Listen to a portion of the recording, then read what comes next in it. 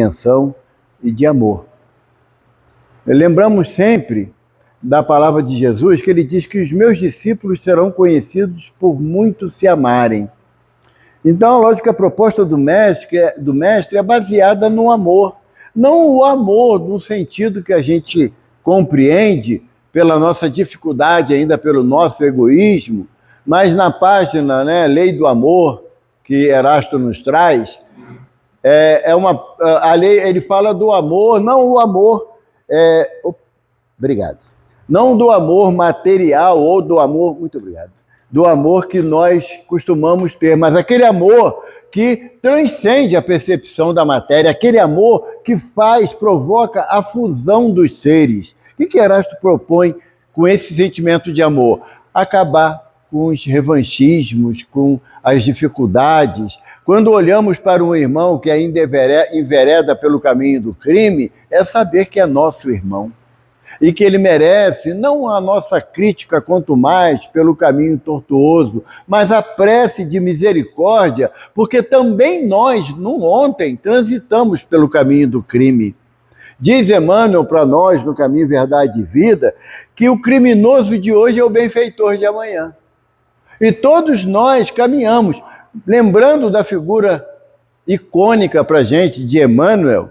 Quem foi Emmanuel em Públio Lentulus? Em Públio Surra Lentulus, que era o bisavô dele na mesma condição de espírito imortal, senão um criminoso, quanto mais. Hoje é Emmanuel.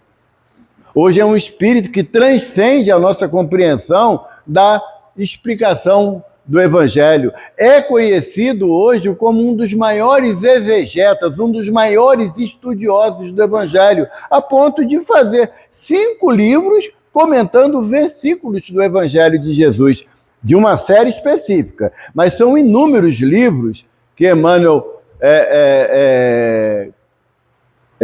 ditou, através da mediunidade abençoada de Chico, explicando o Evangelho em versículos. Tem até uma coleção que a Federação Espírita compilou, que pegou todos os textos de comentários de Emmanuel sobre o Evangelho. Redundou em 7 volumes. Emmanuel comenta os livros de Mateus, Marcos, Lucas, João, Atos dos Apóstolos, Cartas Apostólicas, que é dos apóstolos, Pedro, João e Tiago, as cartas missionárias, que são as cartas de Paulo, tudo comentado versículo a versículo por esse espírito que nós conhecemos com o nome de Emmanuel. Mas o ontem de Emmanuel também não foi de grande valia. Então, por que agora, diante da dificuldade daqueles que nos rodeiam, ou em qualquer aspecto da sociedade, o nosso olhar seja da crítica e não da misericórdia, da prece conciliadora ao invés da crítica mordaz? O mestre nos ensina: não julgais, porque na mesma medida que julgar o teu semelhante, tu serás julgado. O Livro dos Espíritos nos fala, na Lei de Progresso, Kardec pergunta a que ponto a humanidade suporta a prática do mal. E os benfeitores respondem: é necessário que o mal chegue a extremos de exacerbação para que o homem sinta a falta do bem. O mal ainda é um sentimento íntimo, não criado por Deus, mas pelo homem. E o bem que emana do Pai Celestial, esse prevalecerá. Mas a partir do momento que eu, como indivíduo, como ser criado à imagem e semelhança de Deus, na condição de espírito, eu me proponho a não mais praticar o mal. Ah, mas A, B, C, D ainda faz o mal. Sim, porque ele não tem a compreensão que eu tenho e a minha responsabilidade é a prece por ele. Porque fala Jesus: se teu irmão te injuria, te calunia, deseja o seu mal, ora a Deus por ele. A proposta do mestre é de apaziguamento e não de enfrentamento. Olha, não vai por ali, que está muito perigoso, tem muito assalto. Tá bom, mas eu preciso ir. Então o que eu faço? Eu me forro na armadura da fé e da esperança. Eu preciso ir. Eu não tenho como impedir a minha caminhada em momentos de dificuldade que a gente tem vivido, mas eu preciso me forrar na fé. Porque se Jesus me afirma que nenhuma folha cai da árvore que não esteja ali à vontade de Deus, eu não deveria ter o que temer. Não deveria ter. Porque uma coisa é eu ter noção clara de que determinado local está acontecendo agora um crime. Então seria imprudência minha ir, mesmo que eu dissesse que eu confio plenamente na vontade de Deus, mas seria imprudência. E novamente, lembrando as palavras do mestre, Jesus fala que nós devemos ter a doçura da pomba e a astúcia da serpente. Eu falo para mim mesmo, mas eu não sou egoísta e divido com todo mundo, seguir o evangelho não tem nada a ver com religião. Nada a ver com religião. Seguir o evangelho é um ato de inteligência.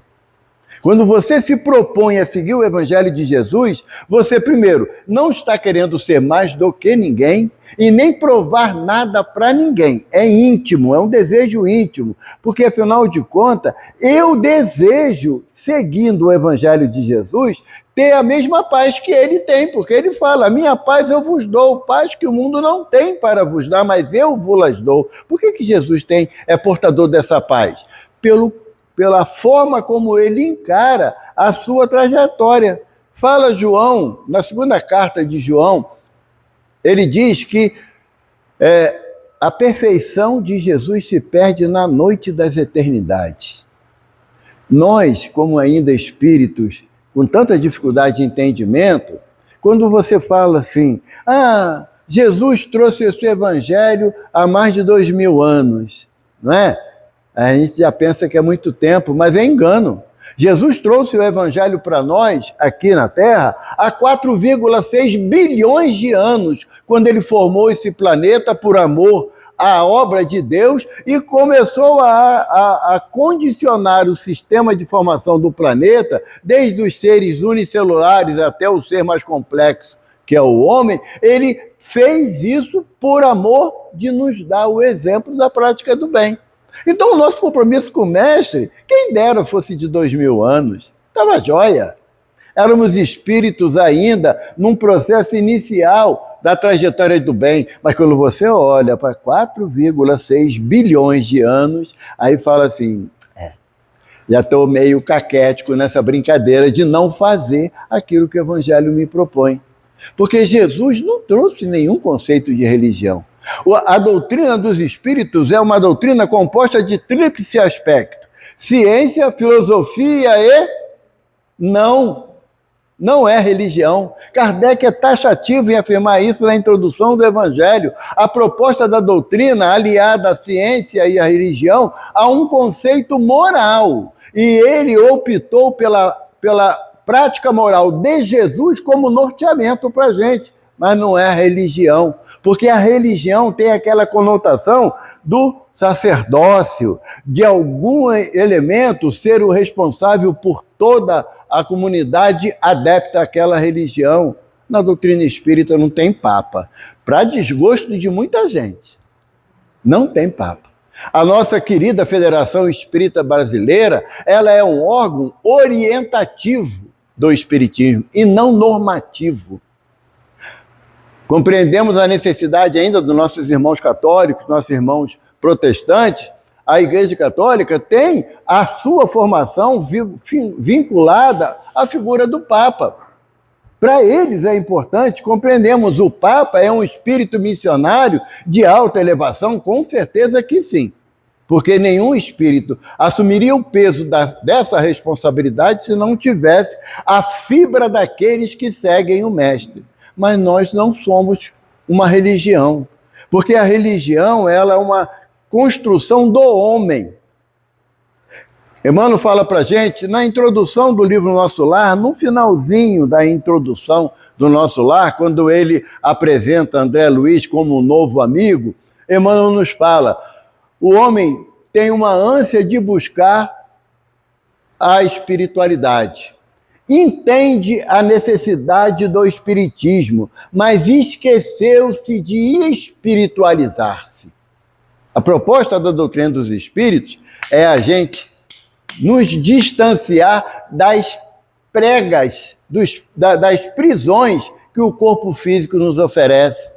Nós estamos tão aferrados ao corpo físico que ainda temos medo da morte.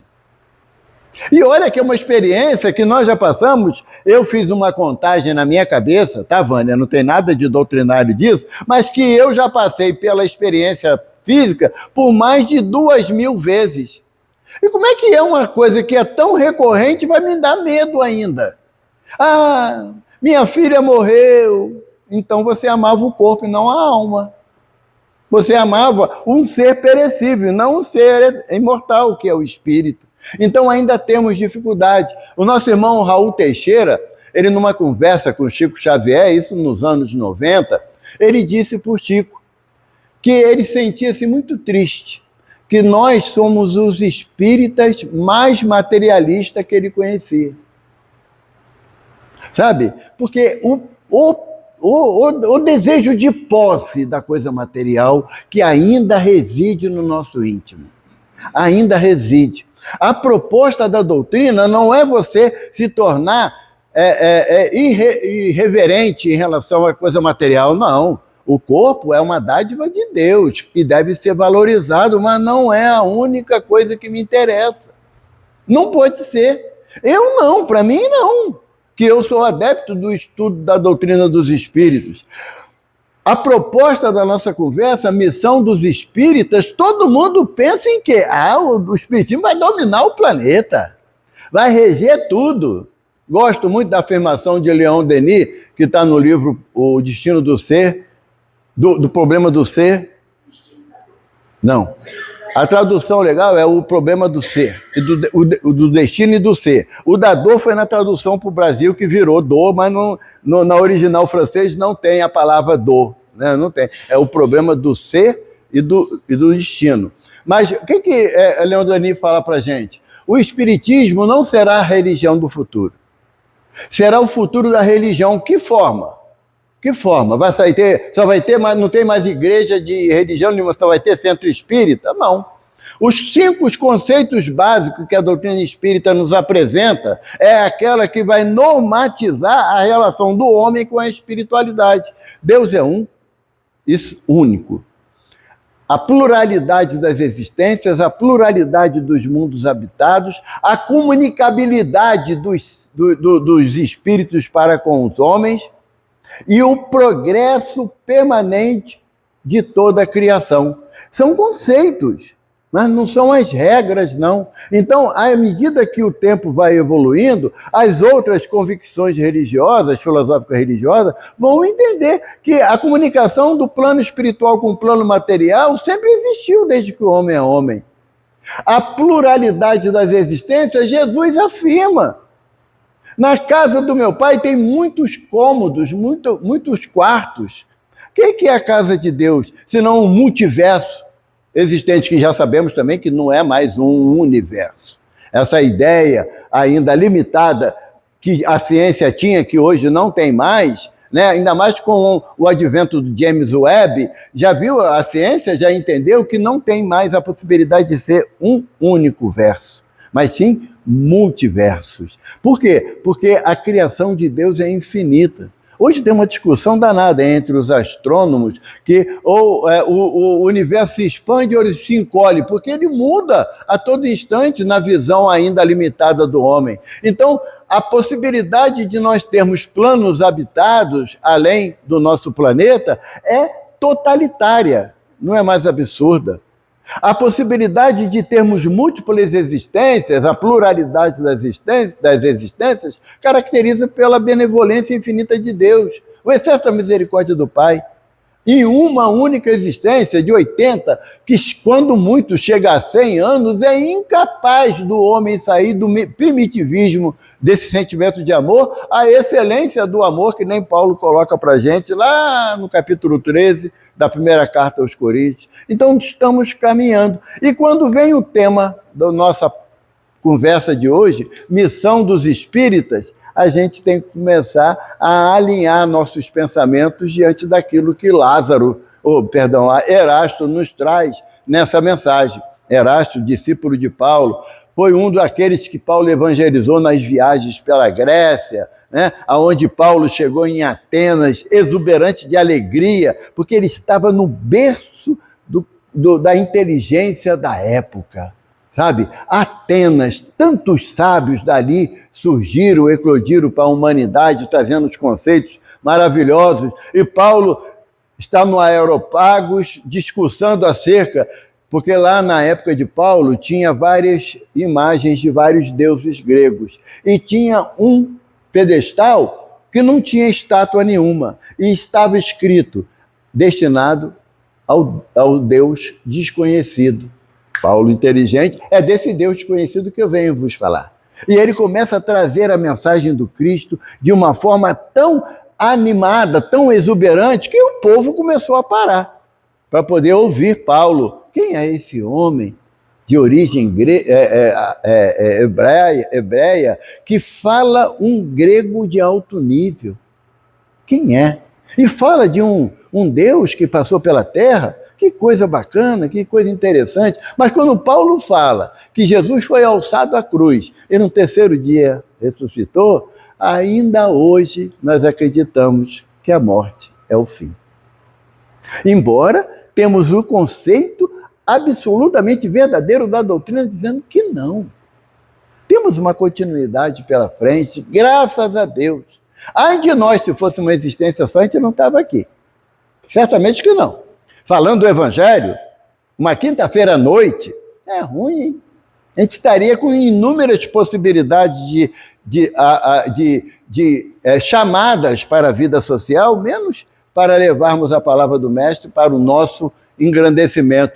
Só a pluralidade das existências, ou popularmente chamado de reencarnação, que é uma palavra do sânscrito, que significa voltar à carne. E para os nossos irmãos indianos, o voltar à carne tinha uma variação absurda, totalmente diferente do conceito que o Sr. Allan Kardec nos traz.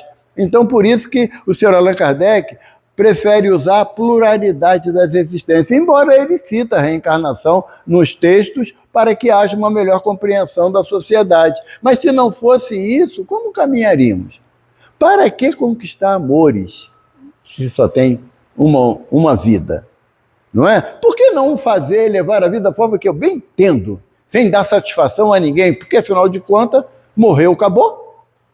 Nós não temos mais essa possibilidade. A morte, para a gente, é uma circunstância vibratória, onde aqueles que deixaram o corpo físico estão aqui para nos assistir, para cooperar conosco, eles apenas não estão na mesma faixa vibratória que eu, mas não, graças a Deus não deixaram de existir. Então, quando a gente vai falar da missão dos espíritas, há de estar atento ao termo que é utilizado. Qual é a condição que o Sr. Allan Kardec nos dá para que nos consideremos o verdadeiro espírita?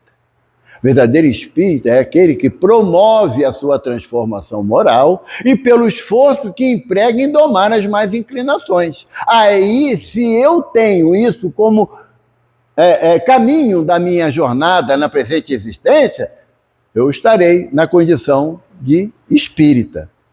Agora, me perdoe, vim à casa espírita, devorar os livros, assistir palestra e não modificar uma vírgula na tua conduta, na tua fé, ainda não somos espíritas. Qual é a primeira frase que está no Evangelho segundo o Espiritismo que Kardec cunhou para que sirva de análise para a gente permanentemente? A fé inabalável é aquela que enfrenta a razão em todas as épocas da humanidade. Se diante de um sofrimento que eu ainda não entendo, a minha fé fica abalada, eu ainda não tenho a condição de ser espírita. Não tenho.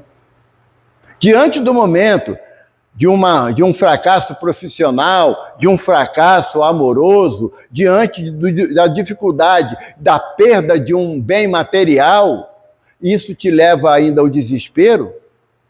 Ainda não estamos baseados nessa fé inabalável que Kardec coloca como condição para todos nós.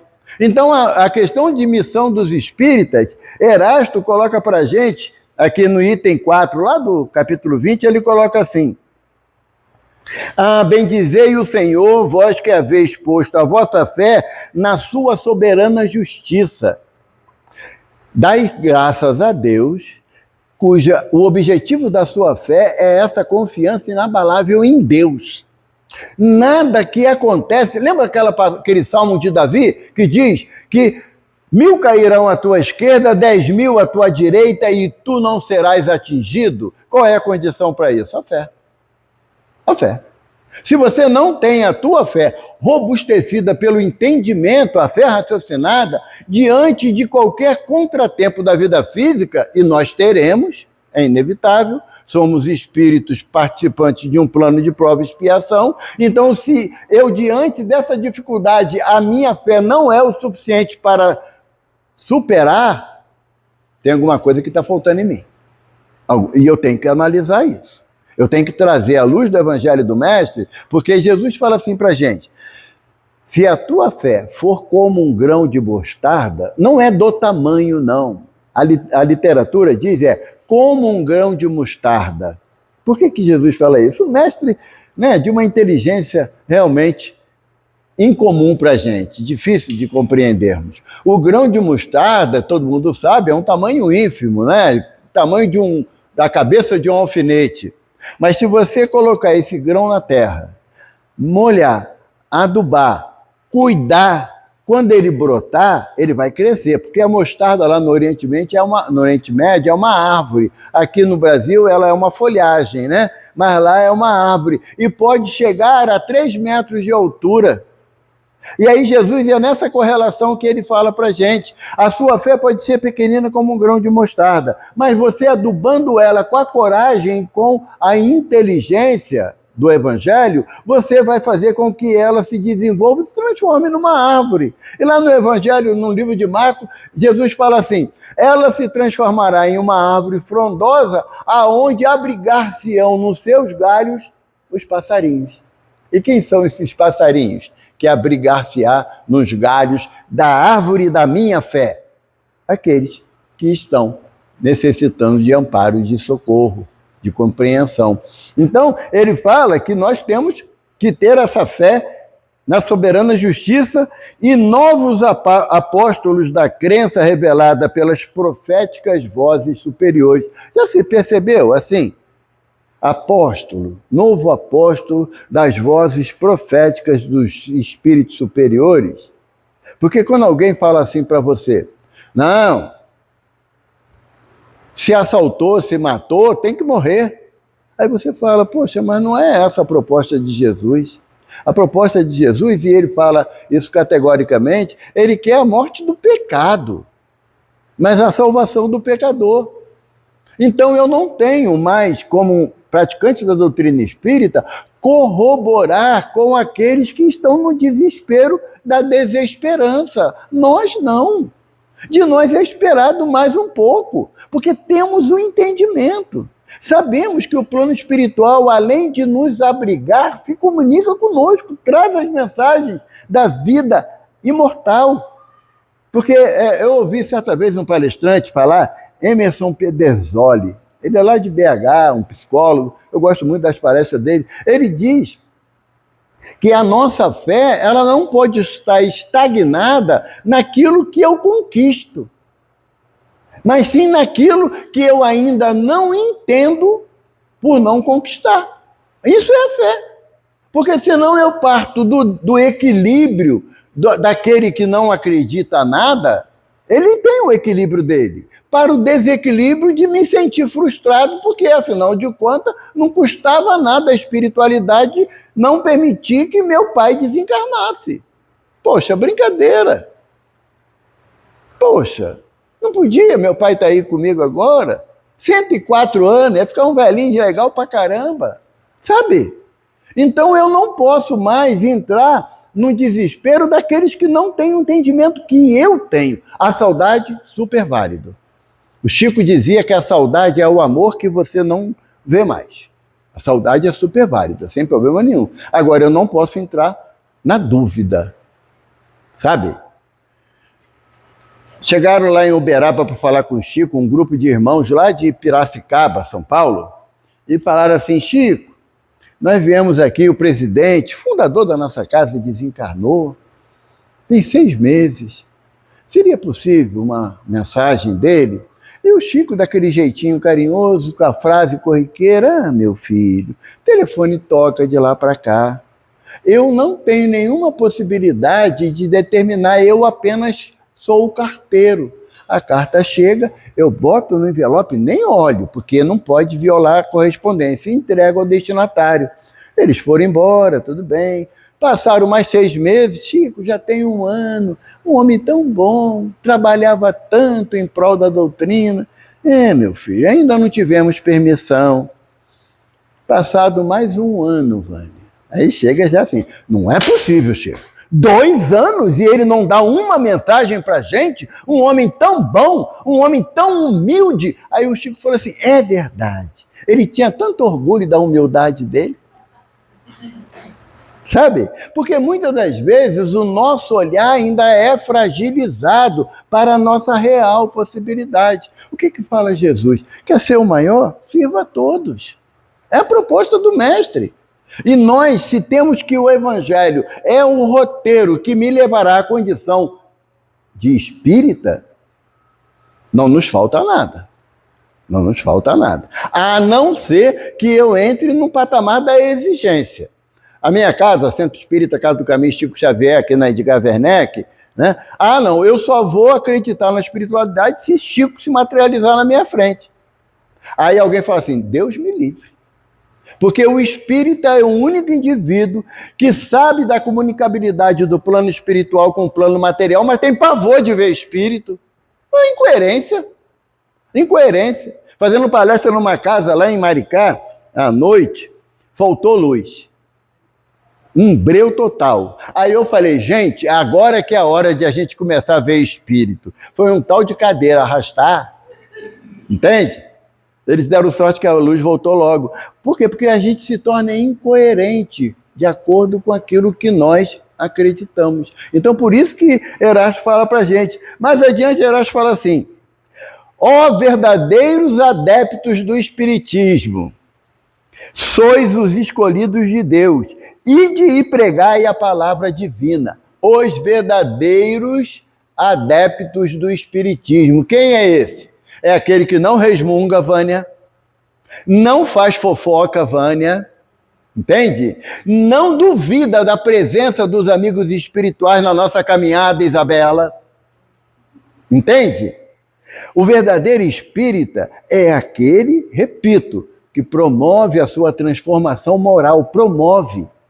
Não é aquele que fez a transformação moral, não. É o que está se esforçando para fazer. E aquele que emprega esforço em domar as más inclinações. Eu sempre tive uma empatia muito grande com essa frase de Kardec, que se esforcem em domar as más inclinações. Não é do tempo de vocês, que vocês são tudo garotada nova. Mas antigamente os circos tinham os domadores de leão, de animais. Eu não fui, porque eu nunca tinha dinheiro para ir mesmo. Até hoje eu nunca fui num circo. Quem quiser me levar, eu aceito. Nunca fui. Mas na minha infância, muito menos. Sabia que existia de alguém falar, mas tinha os domadores de feras, né? O cara ficava numa jaula circular, com um chicote e uma cadeira. Instalava, aí o animal pulava de uma bancada para outra. De vez em quando, a cadeira caía da mão do domador. E não difícil de o domador virar repasto da fera. Aconteceram muitos desastres nesse aspecto. Kardec compara as feras internas que nós temos, os leões, os tigres, os ursos, como sendo necessário eu domar. Mas, Evaldo, como é que eu vou usar a cadeira e o chicote? A cadeira da obediência e o chicote da resignação. Enquanto eu não atuar com esses 2 elementos sobre as minhas feras, eu estou bastante distante da minha condição de verdadeiro espírita. Erasto está chamando a atenção da gente. Vou repetir para que não pare. Chegou um grupo de espíritos aqui que não tinha chegado no início, eu vou falar agora. Não é assistindo palestra espírita e nem assistindo pelo YouTube, nem devorando o livro. É na hora que alguém fala uma coisa que tu não gosta e você pede a Jesus por ele. sabe? Na hora que o marido ou a esposa fala aquela coisa que desce arranhando, é você entender que ainda, se você não é perfeito, por que você vai exigir a perfeição do outro? Se você não faz só o que é certo, como é que você vai exigir que o outro faça o que é certo? Um benfeitor disse pra gente certa vez, complicou a minha vida, mas eu não sou egoísta, eu vou dividir com vocês, tá bom? O benfeitor falou que toda exigência denota uma inferioridade moral. Toda exigência. Eu quero assim, pronto. Entrou no rol dos imperfeitos, está do lado do Evaldo, tá bom? Por que ele falou isso? Porque você começa a entender que o outro não tem capacidade de entregar tudo que você quer, porque você também não tem. Mas só que quando é a nossa vez, o que a gente fala? Ah, eu não sou um espírito imperfeito. Ah, você reconhece a sua imperfeição para poder pisar no pescoço do outro, que você também sabe que é imperfeito. Então não é esse caminho. Mas para ajudar, Erasto alivia um pouquinho para a gente. Ó todos vós, homens de boa fé. Nós somos boa fé, né? Temos boa fé, não temos? A minha fé não tem problema nenhum, sabe? Chegar ali fora, for da vontade de Deus que levar o meu carro, é velhinho, mas é meu. Eu moro perto, posso ir a pé. Eu, minha esposa, minha filha, a gente vai a pé, né? Ou então chama um Uber. Olha que maravilha. Né? A boa-fé, ela consiste naquilo, de você confiar na onipotência, onipresença e onisciência de Deus. A gente não sabe que Deus é assim? Onipotente, onisciente, onipresente. Eu sei que Deus tudo vê porque a informação é de Jesus, gente. Quando tiver de orar ao Pai, recolha-te ao silêncio do teu quarto. E o Pai que vem em secreto, eu quando comecei a analisar me deu um pavor. Porque o Haroldo Dutra Dias, ele fala numa palestra, quando a gente desencarnar, Belinha, eu vou falar para eles, quando a gente desencarnar, a gente vai para uma sala, centenas de espíritos desencarnados lá. Aí numa parede desse tamanho aqui, não tem o retrato da nossa benfeitora e nem de Jesus. Sabe o que vai aparecer aqui na parede? As mensagens de WhatsApp. Aquelas que você apagou e achou que ninguém leu, também vão aparecer ali. Além das mensagens de WhatsApp, sabe o que vai aparecer? Todos os nossos pensamentos. Porque os nossos pensamentos, eles têm um quadro mental bem delineado pelo que eu penso. Porque tem um ditado popular que diz, diga-me com quem andas que eu direi. Doutor Bezerra mudou isso para ajudar a gente, ficou mais fácil agora. Ficou mais fácil. Doutor Bezerra ajudou a gente, falou, diga-me o que pensas que eu direi com quem tu andas. Foi uma encrenca. Eu comecei a ter que tomar conta dos meus pensamentos. E a gente ainda dá livre curso aos nossos pensamentos sem perceber a responsabilidade que estamos assumindo. Sem perceber. Porque diz André Luiz para a gente, lá no livro Mecanismo da Mediunidade, quando a gente pensa, a gente plasma no éter, no espaço, aquilo que nós pensamos, o quadro que pensamos. Bom ou mal, a gente plasma. Mas quando a gente fala o que pensou, a gente dá vida. Sabe? A gente dá vida. Então, se eu pensei uma coisa indevida sobre a Vânia, eu tenho que de imediato fazer a minha prece, pedindo a Jesus que tenha misericórdia de mim e dela, porque a prece é mais leve que o pensamento negativo. Quando o meu pensamento negativo chegar até ela, a minha prece já chegou e aí inibe a ação do meu pensamento. Porém, ele volta para mim. Porque o seu é seu dono, é o que diz o Evangelho, a cada um segundo as suas obras. Então, a minha condição de boa-fé passa pelo inevitável análise da minha conduta diante do Evangelho. Não é diante do meu vizinho, não é diante do síndico do meu condomínio, é diante de Jesus. A minha proposta. O mestre fala assim para a gente que, para mim, para o Evaldo, é uma expressão de amor de Jesus. Vinde a mim, todos vós que estáis cansados e sobrecarregados, que eu vos aliviarei. Jesus não promete carregar ninguém no colo, sabe? Eu falo, né? De tanto falar nesse poema, eu vou achar nem que seja em espírito o autor dele, porque eu vou arrumar encrenca. Aquele poema Pegados na Areia, bonito, né? Mas não existe. Não existe. A proposta de Jesus é aliviar as nossas dificuldades para que com as minhas pernas eu caminhe na direção do bem. Isso é boa fé. Isso é vontade de mudar que eu devo ter no meu coração. Aí, olha só, que Lázaro fala para a gente, Horácio fala para a gente. Que importam as emboscadas que vos armem pelos caminhos? Somente lobos caem em armadilha para lobos, porquanto o pastor saberá defender suas ovelhas das fogueiras imoladoras. O que ele está falando? O que Horácio está falando? Se a tua fé é baseada no amor de Jesus e a tua conduta é de esforço pela prática do bem, o mestre não nos desampara. Ele não vai compactuar com os erros do Evaldo, mas o esforço do Evaldo em se melhorar, o mestre me estimula a fazer. E como ele diz, se eu tenho o meu desejo íntimo de mudança real, pode botar armadilha para mim que não caio. Não caio. Cada um de nós tem uma dificuldade que lhe torna aparente, tá bom? E é individual essa avaliação. Eu não vou falar da minha, também não quero saber da de vocês. Mas ela tem que servir de alerta para mim. Lembra aquela associação dos alcoólicos anônimos? Evitar o primeiro gole? Determinados problemas morais nossos, de pensamento ou de atos, é necessário evitar a primeira vontade. Ela veio, você se recolhe em prece para que ela se dissolva. Mas quando eu me arvoro em ser um espírito de vontade já estabelecida, eu me fragilizo. Eu não falo mais mal de ninguém. Alguém chega e maltrata meu neto. Aí pronto. Vai por água abaixo. Porque tem um ditado popular que fala assim: mexe comigo, tudo bem. Mas se mexer com um filho meu, eu viro...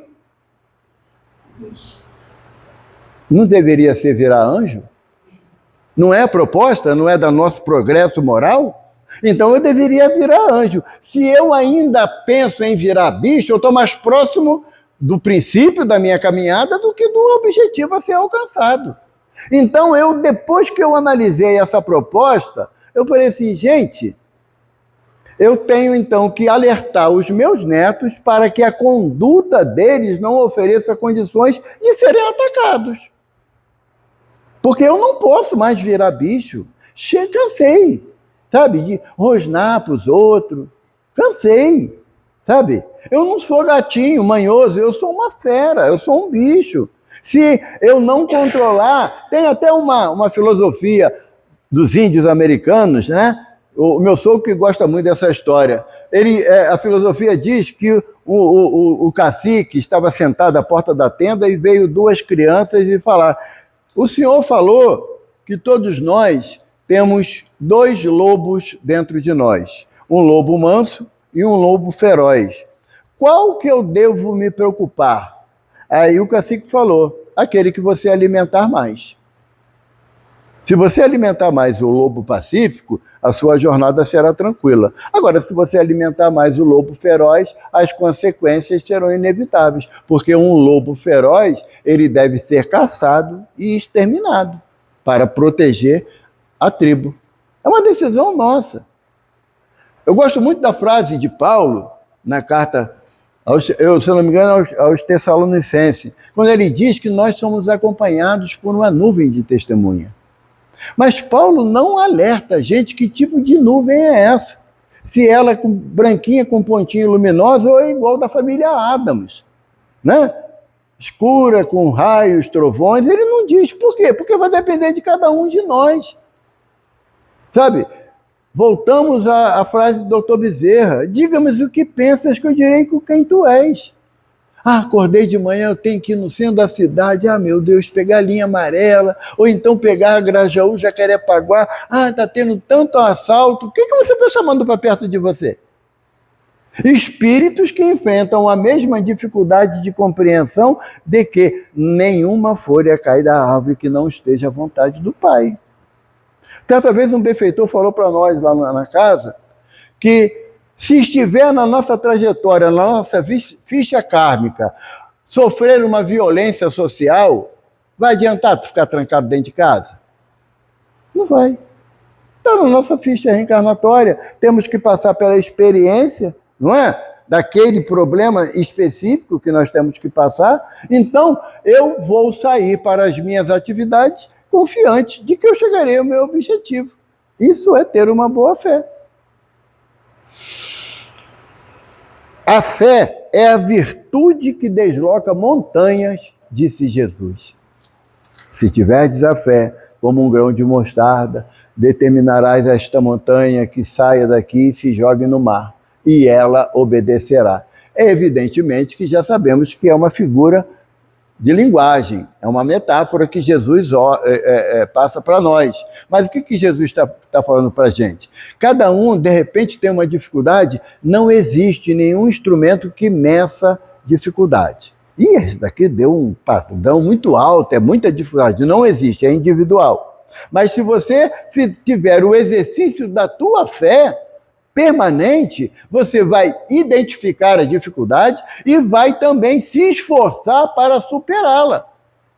Porque até onde nós sabemos, a dificuldade daquele que fica em casa chorando, ela não diminui, ela não deixa de existir. A tendência é que aumente essa dificuldade. Por isso que Paulo fala para a gente, né, mesmo com os joelhos desconjuntados, levanta e serve. Sabe? Aquele dia que você fala assim, tem que ir lá para o Aura Celeste, mas não estou aguentando um gato morto pelo rabo, mas eu vou, porque é meu compromisso. E quando você chega aqui, quando termina a tarefa, tu fala assim, gente, sou outro. Nem parece aquele frangalho que chegou aqui. Por quê? Porque Jesus diz, livra-te dos ares, que eu te livrarei dos males. É proposta do mestre, gente, não é conversa de botequim, não. É proposta de Jesus. É você mudar o teu campo vibratório íntimo, sabe? Para que você receba as inspirações da espiritualidade que nos orienta. Eu tenho um segredo para contar para vocês. A Aura Celeste não está com o ouvido tampado. E nem com a venda sobre os olhos. Ela está vendo todas as nossas necessidades e dificuldades. Ela teve facilidade na vida física dela? O que a gente acha que tem que ter? Sabe por que a gente está aqui?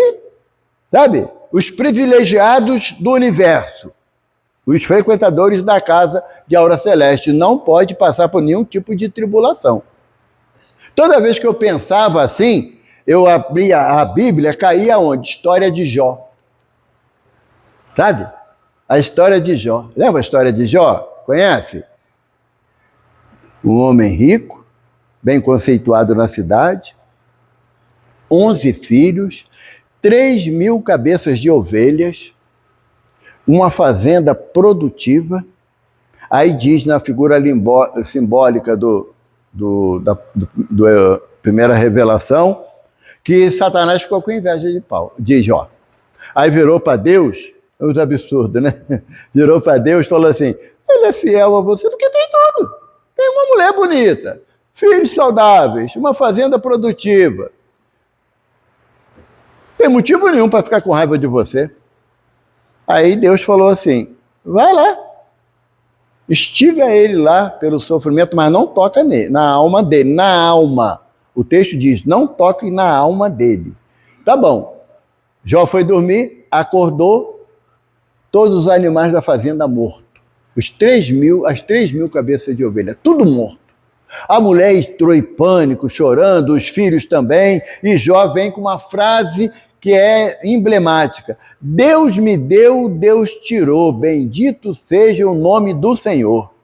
Chamou os filhos, vamos enterrar os animais, para que não dissipe doença por aí.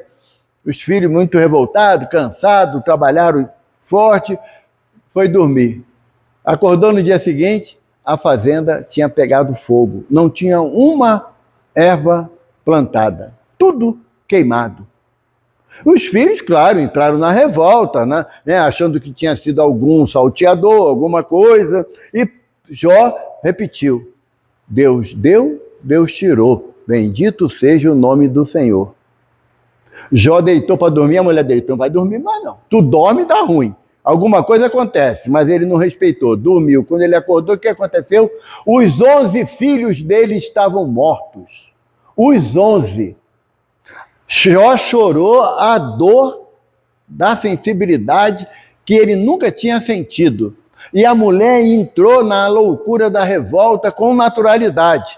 E Jó repetiu: Deus deu, Deus tirou, bendito seja o nome do Senhor. A mulher querendo separar de Jó, que aquilo era um absurdo, e passaram os dias, Jó vai dormir e acorda com o corpo todo em feridas. Não era lepra, eram feridas postulantes. A mulher cuidando dele diz: Jó, o que tu vai me falar agora desse Deus que tudo nos tirou? Deus deu, Deus tirou. Bendito seja o nome do Senhor.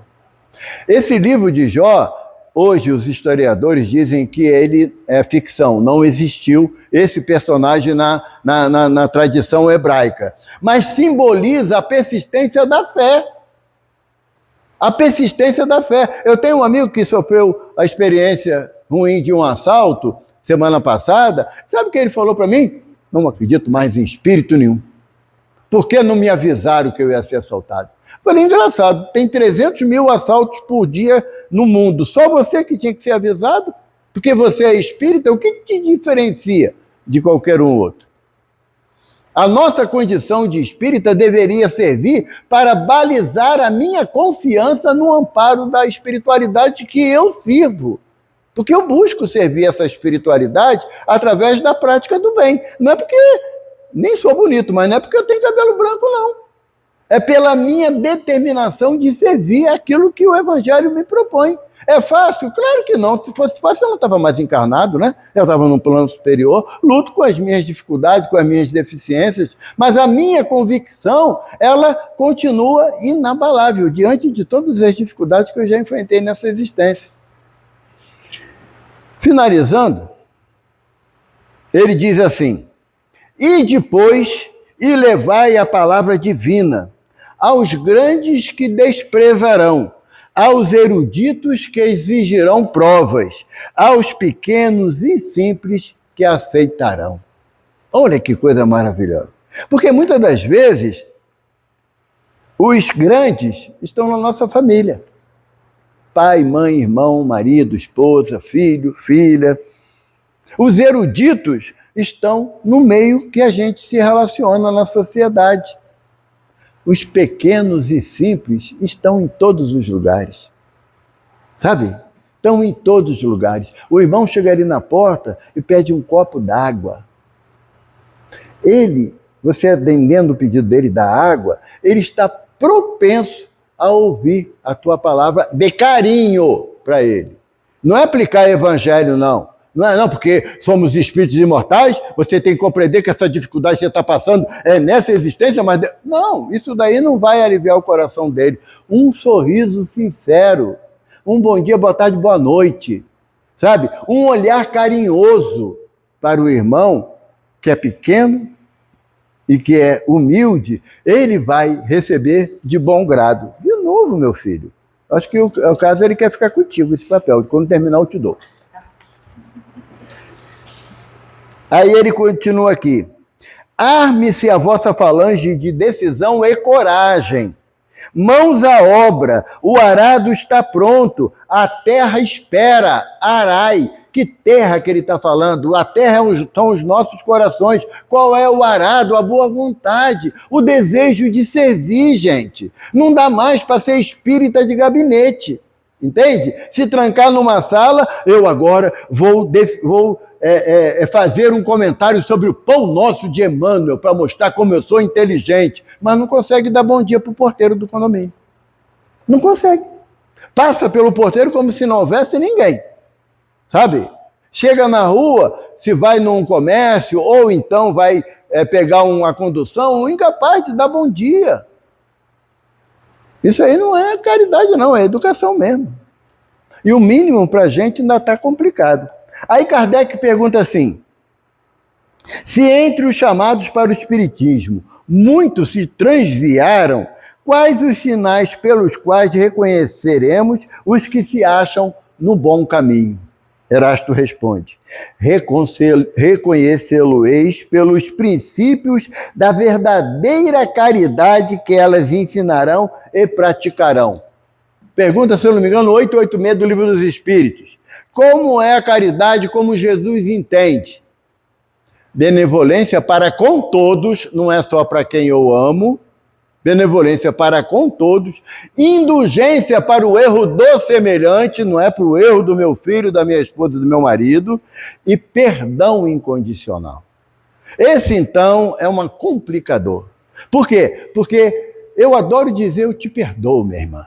Eu sei que você estava nervosa, eu te perdoo, mas é arrogância. Porque na hora que eu erro com você, eu não te peço perdão.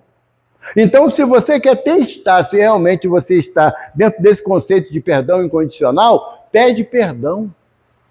É um ato de humildade. Porque diz os estudiosos que duas palavras têm como origem, claro, o grego, e tem um simbolismo bem peculiar. A palavra arrependimento. A palavra arrependimento quer dizer olhe para trás. Por quê? Porque se você está arrependido, porque você tomou uma atitude indevida. Né? E Emmanuel fala para a gente que o arrependimento tem 3 processos inevitáveis. O primeiro processo é quando eu me revolto. Meu Jesus, faltou a palavra. Você tem o primeiro momento, que é quando você não quer saber, você tem o remorso. Obrigado. O remorso é o primeiro passo do arrependimento. O segundo passo é o arrependimento. O terceiro passo, a reconsideração do ato. Eu ofendi a Vânia. Fiquei com remorso, porque eu não deveria ter feito isso. Eu peço desculpa a ela. E nunca mais eu repito a ação. A reposição das minhas atitudes. Então, arrepender-se é olhar para trás. Porque se aquilo me fez mal, eu não devo tomar a mesma atitude. Perdoar é olhar para frente, na origem da palavra no grego. Por que é olhar para frente? Porque se você perdoou, você não vai ficar rememorando aquele assunto e ele não vai te fazer sofrer novamente. Olha, eu gosto muito. Como é que é o seu nome? Aí a última. Você, Graça. Eu gosto muito da Graça, mas o que ela falou para mim no dia 12 de dezembro de 2005, gente, eu não esqueço. Não perdoei. Não perdoei, porque quando eu lembro da ação e aquilo me dá desconforto, ainda não estou no processo do perdão. Eu estou caminhando para o perdão. Então, quando os Espíritos dizem a Kardec que a caridade que eles ensinarão e praticarão, se você não consegue perdoar, você não pratica caridade, pratica beneficência, que é diferente. Porque a caridade é a forma como Jesus entende a reunião dessas 3 ações que nós devemos praticar. É voltar ruim de ser espírito, eu também concordo. Relembrando novamente Raul Teixeira, ele diz que ser espírita não é quem quer, não, é quem aguenta. Porque você começa a tomar conhecimento das suas próprias fraquezas. Aí, quando eu reconheço as minhas fraquezas, ainda estou muito orgulhoso. Poxa, quando a Ivana faz alguma coisa, eu não posso taxar-lhe de orgulhosa. Não posso. Porque eu ainda tenho esse sentimento. Lá no livro O Ser Consciente, de Joana de Anjos, ela fala sobre o reflexo do ego. O que é isso? Todas as vezes que eu identifico uma dificuldade em alguém, é que ela ainda está muito gritante dentro de mim. Sabe? Fulano é muito invejoso. Deus me livre, não falo nada da minha vida para ele. E porque eu sei o que é inveja, porque eu também pratico. Entende? Fulano é muito egoísta. Olha, eu não sou egoísta, eu tenho zelo pelas coisas que eu conquistei. Eu dou desculpa para mim. Para o outro, não. Para o outro é jogado na cara.